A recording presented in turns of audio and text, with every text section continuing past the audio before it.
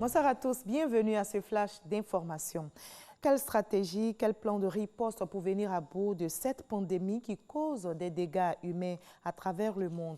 Le ministère de la Santé, en première ligne dans la lutte contre le coronavirus, multiplie les initiatives, séances de travail avec les agents de santé, réunions gouvernementales, visites sur le terrain, sont autant d'activités qui meublent au quotidien l'agenda du ministre Aka Awele et ses collaborateurs. Notre équipe de reportage, conduite par Michel Digré, a suivi le ministre de la Santé toute une journée pour vous donner une idée du travail abattu chaque jour pour circonscrire la maladie. Nous en saurons davantage dans l'édition de 20h.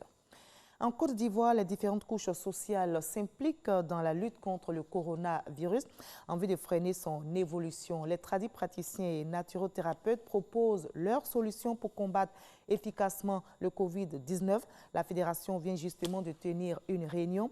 Les praticiens et naturothérapeutes affichent leur volonté de se mettre à la disposition des autorités sanitaires en vue d'apporter une réponse à cette crise provoquée par le coronavirus. Le secteur du tourisme est aussi impacté par le Covid-19. Les activités sont au ralenti. Alors, comment soutenir les acteurs du secteur? Côte d'Ivoire Tourisme a tenu une réunion avec les opérateurs privés du secteur du tourisme et des loisirs. L'objectif est de recueillir leurs préoccupations, attentes et propositions. Il s'agit donc d'affiner les actions, d'élaborer une stratégie de soutien d'urgence. Salimatou Dia. La maladie à Covid-19 n'a pas que d'impact sanitaire. Elle n'épargne pas le secteur du tourisme et des loisirs, l'entraînant dans la léthargie depuis des mois.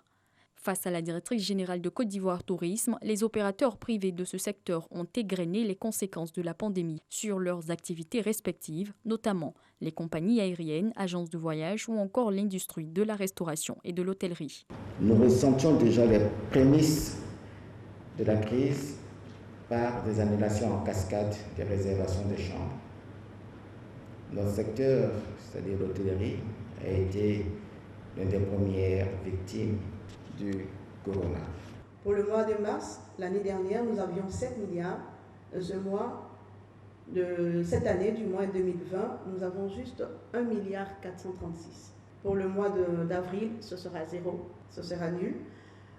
Il est différent des autres secteurs d'activité qui voient leurs chiffres d'affaires baisser, mais le nôtre, tant que nous sommes au sol, nous ne réalisons aucun revenu et nous avons des charges, surtout au niveau de la maintenance de ces aéronefs qui sont posés. À ce jour, nous avons près de 85% de nos établissements membres de la ville touristique qui sont fermés et 80% de nos travailleurs, malheureusement, qui sont au chômage.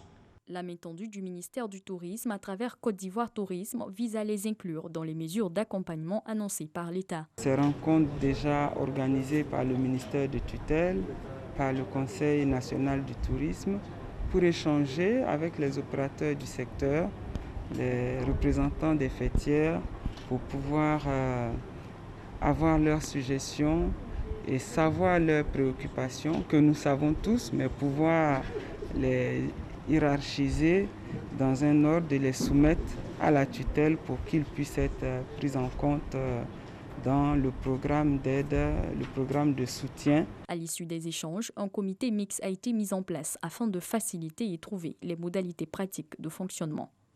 Dans cette crise sanitaire, vous l'avez remarqué, on respecte les gestes barrières et on renforce aussi la chaîne de solidarité. Cette solidarité des Ivoiriens est palpable sur le terrain. C'est le cas de la structure Génération Gagnante qui a fait don ce vendredi de kits sanitaires d'une valeur de 8 millions de francs CFA à 9 villages à Tcham. La cérémonie de remise symbolique de ces dons s'est déroulée au centre culturel d'Anonkwa-Kouté dans la commune d'Abobo.